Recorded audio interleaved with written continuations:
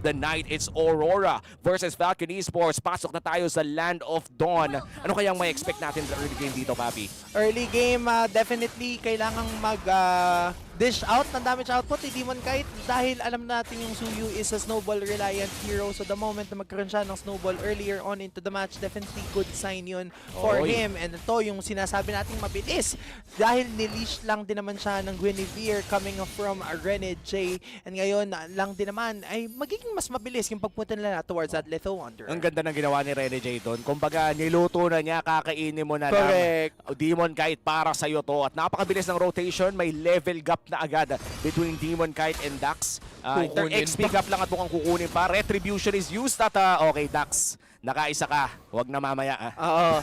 Ngayon lang yan, Dax. Okay lang yan. Sa'yo na yan, Dax. Maaga pa naman. Sa'yo na muna yung pagkakakuha mo ng inyong neutral camp. Pero ngayon, mukhang magle-level 4 din naman ang parehas nating jungler pagpasok ng unang pagong ng laban. And so far, I'd say, yung Aurora MLBB yung kumukuha ng agro dito. Makikita na nga dito si Kid X. Mapapa-flicker ito yung sinasabi natin. Na flicker coming from Yue. Hindi man kumonekta pero okay lang yun kasi nakuha nila ang first blood plus revitalize against that Hylos. Napaka-decisive ng ginawa ng Aurora MLBB doon at mukhang si PX7 pa ata. Magpasalamat kang nag-flicker si Rene J kanina kundi patay ka na rin doon. Rene J making the play once again at dahil dyan first blood mapupunta sa Aurora MLBB.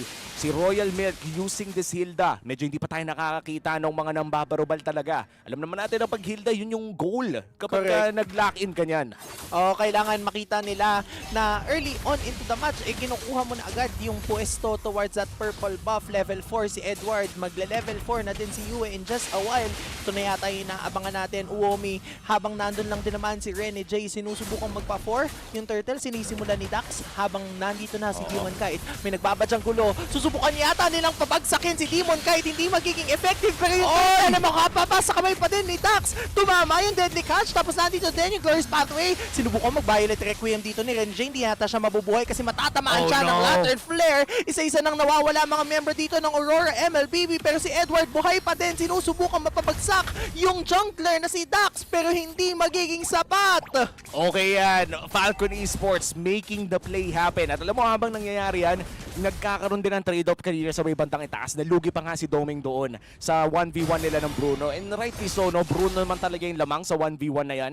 But ang nangyari talaga doon for Falcon Esports is that they were able to sustain so much of the damage na nanggaling sa Aurora MLBB habang pinipitas ni Royal Milk si Demon Kite. Kaya naman, I guess, the next objective fight, medyo kailangan isipin ni Demon Kite kung nasaan si Royal Milk. Kailangan nilang mataan kung nasan nga ba nakapwesto itong si Royal Milk. Nakikita natin kanina, hindi tinatantanan ni Royal Milk si Demon Kite. Kaya nung nag-dash in si Demon Kite, hindi na sapat yung damage output niya. Nahuli siya ng Deadly Catch plus Crab Claw Cannon. Bumagsak siya in favor of Dax, and sila din yung nakakuha ng turtle, si PX7. Frigid Glacier tumama! Kaya naman good job! Nakakuha na ng panalo ang Aurora MLBB in a trade! Nice one at tumama pa nga doon sa may bandang top lane. Burning the Purify coming in from Benny. At magkakaroon nga ng malaking rotation dito ang kupunan ng Aurora MLBB. Pero mukhang titigil muna sila. No? Babagalan muna nila dahil 30 seconds ay lalabas na rin ang second turtle of the game. In terms of turtle control, aamin na ako sa'yo, Auntie. Medyo lugi tayo doon. Meron tayong may Glorious Pathway tayong nilalabanan, may kasabay na Crimson Beacon. Medyo mahirap talaga na mag-turtle dito. Pero hindi man ibig sabihin doon ay wala tayong palag. Kung sakaling mapitas agad yung Zushin o mapitas agad yung Bane, parang ganun lang. Hindi na gumising si Kuya mo, Dax. At kahit napakalaki nung Bane ay hindi siya makakapalag doon sa laban na yon as turtle spawns. Quick rotations, quick kills. Aurora MLBB mukhang ito ang sagot at itutuloy pa nila. Ang ganda pa ng pagkakakasado ni Rene J ng kanyang Flicker plus Violet. Requiem, si Royal Mick ang susunod na magiging target. Yung Revitalizing hindi na yata magiging sapat, pero yung Glorious Pathway na lang ang susubukan nilang gawin para mabuhay dun sa mga nangyayari dito sa ating mapa habang yung Aurora MLBB kukunin yung turtle. And ito yung hinahanap natin. Ito yung inaabangan natin na mapatay natin yung jungler. Tapos the moment that happens, tsaka tayo kukuha ng turtle. turtle. And that's really good for Aurora MLBB. Ang bilis nilang nahanap yung jungle. Malas lang yung Falcon Esports, no? Kasi pwede naman ibang tao yung nandun eh. Diba? Pero Si Dax pa. nagkataon pa na si Dax yung nandoon. At ang problema sa isang Bane jungle ay kapag nahuli ka ng mag-isa ay most likely katapusan mo na talaga. Oo. And wala ka kasing dash. Ang movement speed bonus mo ay nagagaling lamang sa inyong second skill. At kasabay na rin ang iyong possible retribution na kulay blue.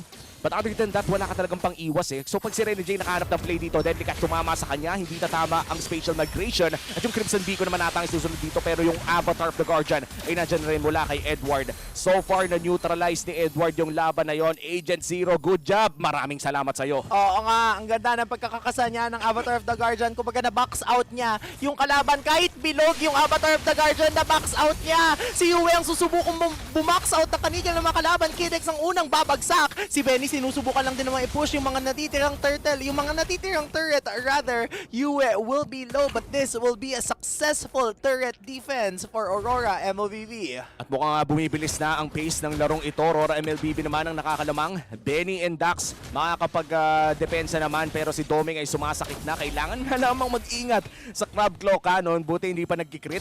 Pag nag-crit yun, medyo masakit. So for Aurora MLBB, I guess kay Rene J pa rin umiikot yung laro. As long as may mahuli with a thump at makapag-Violet Requiem siya, that should be in automatic conversion for Aurora MLBB. May burst damage naman sila.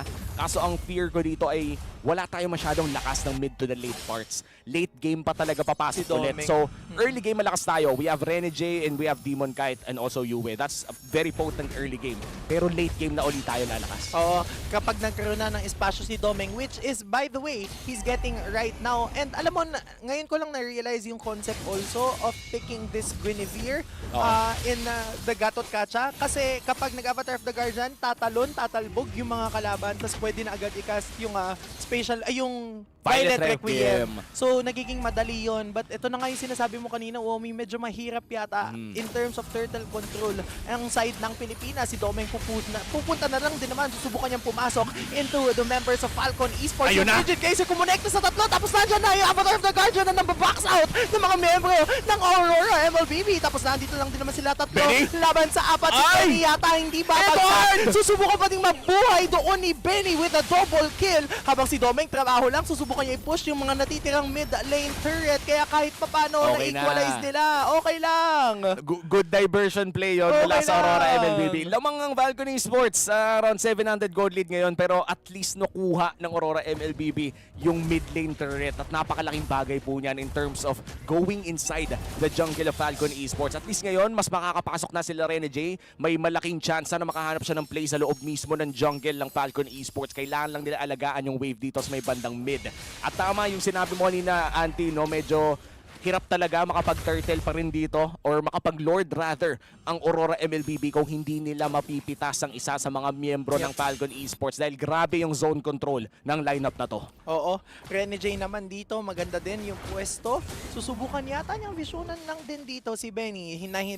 By the way, hindi pa bumabagsak.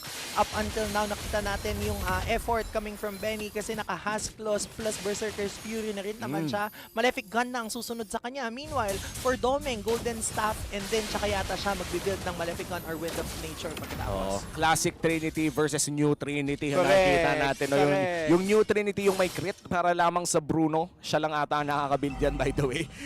Berserker. Yung sunod naman ay yung Classic Trinity na may Golden Attack speed. Staff, Attack Speed. Yan naman makikita natin mula kay Doming. Pwede rin namang mag-New Trinity dito si Doming pero hindi gaano kaganda. Mas okay pa rin talaga yung effect ng Golden Staff na nabibigyan siya ng additional cooldown reduction sa kanyang pagdadash. Kaya naman nakakapag-push siya ng ganyan. By the way, may karapatan siyang gawin yan kasi may Spear of Destruction naman. Meron. Pwede. Kaya kahit mapasa kamay ng Falcon Esports ang unang lord ng laban, okay lang. Wow! Electile Spear of Destruction! Tapos nakuha ni Doming! Nakuha pa niya yung turtle! Nakuha pa niya yung Lord! Nakuha pa niya yung Torre sa top! Kaya naman, what a play coming from Doming! Kaso naubos tayo, men. Tatlo yung nawala para sa Aurora MLBB. At tuloy-tuloy lang ang pagpupush dito for Falcon Esports and this is what's bad. May Bruno, may Bane. Napakabilis mag-push. Kailangan maklear ito ni Demon kahit at magiging successful naman. 2 turrets plus a Lord pero may 3 kills. magagamit naman natin yung Lord kasi aabot si Edward, Rene J, and Yue for that pot pending Lord push. And at least magiging malaki yung control natin doon sa top lane. But what a play, Spear of Destruction lang. Kanina Oo. binabanggit mo pa lang kung gaano kaganda yung Spear of Destruction na nagmumula kay Domeng, pero hindi natin ine-expect Ayun, na of all people, si Domeng yung makaka-steal ng Lord. Kasi yan Ang aga din nag-retry ni Dax. Yun yung rason kung bakit nakuha ni Doming yun. And honestly speaking, pakiramdam ko bonus na lang para kay Oo. Doming kung makuha niya yon. Ang iniisip niya, sige gagamitin ko yung Spear of Destruction para para maka-teleport doon kung sakali magkaroon ng If team ever. fight. Kaso nakuha niya yung Lord eh. Ibig sabihin nun, hindi na niya kailangan pumunta. Bakit pa nila ipipilit yung laban kung pwede nilang irekta na lamang dito sa may bandang ibaba, Aurora MLBB. Looking for Kid X. Nandyan yung mga stun, yung Revitalize ay nagamit na rin. At mukhang makakadepensa naman ng bagya dito ang Falcon Esports. At nabalibag dito si Edward, low HP na siya. Subukan pa nilang pumasok, mapapa-out na lang din naman dito si Rene J. Lahat ng mga revitalize, lahat ng mga heal, ikakasa na rin naman. Wala pang babagsak, walang casualty. Pero so far, Aurora MLBB na ma-maximize nila yung spasyo na binigay sa kanila ng unang Lord na na-steal ni Domeng. And Aurora MLBB, hindi man sila lawang sa gold, lamang naman sila sa map control. So eventually, no, yung gold swing, makikita din naman natin.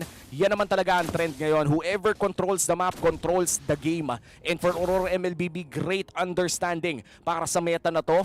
Regardless, kahit lawang yung Falcon Esports, basta sila yung unang aabante, sila yung unang mag-pull ng trigger, mahahanap nila yung target, eventually, ay makukuha din nila yung pagkapanalo. But for Falcon Esports, ang galing kasi nila dumepensa. Totoo. And super understandable because they have the Bruno, they have the Bane, and even the Juice na sobrang nagiging security nila the moment na mag-extend yung Aurora MLBB. Nakita natin kanina, even si Rene J napa-flicker in and napa-flicker out pala. Kasi medyo naging alanganin yung pwesto niya coming from the spatial migration.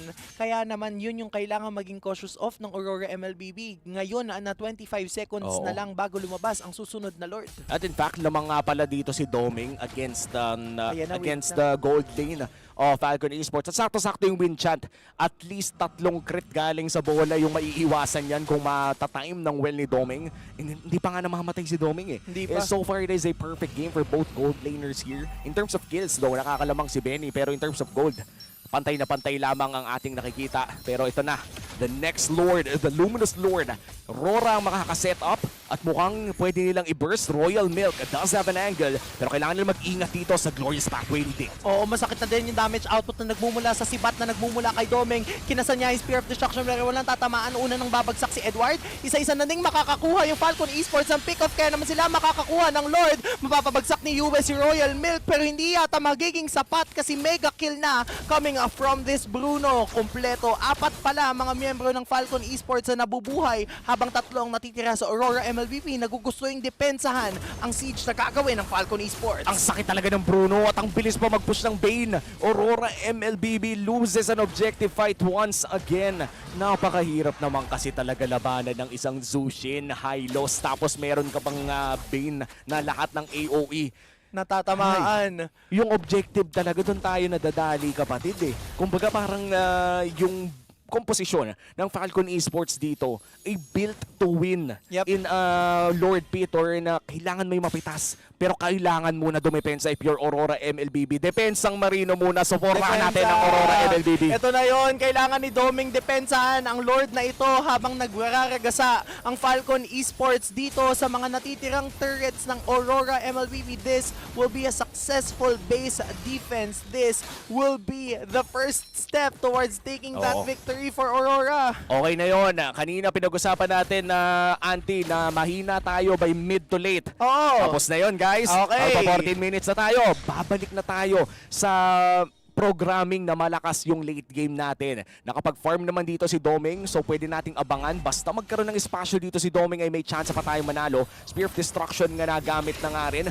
Glorious Pathway nandyan. Yue, half HP. Tignan mo yung free hit kay Doming! Doming! Oh, napakasasya na ng Wind of Nature. Hindi ata magiging sapat yun para mabuhay siya. Avatar of the Guardian, nakasana rin naman si Demon Kite nandun sa likod. Pero wala na ang mga member dito ng Aurora MLBB. Bumagsak si Rene J, si Demon Kite. Susubukang tumakas pero mababuhat siya doon. Kaya naman killing spree coming from PX7, dalawa para sa dalawa. Pero ngayon, Aurora MLBB ang kailangang dumipensa. Nako, tatlong inhibitor turret ang nawala sa Aurora MLBB.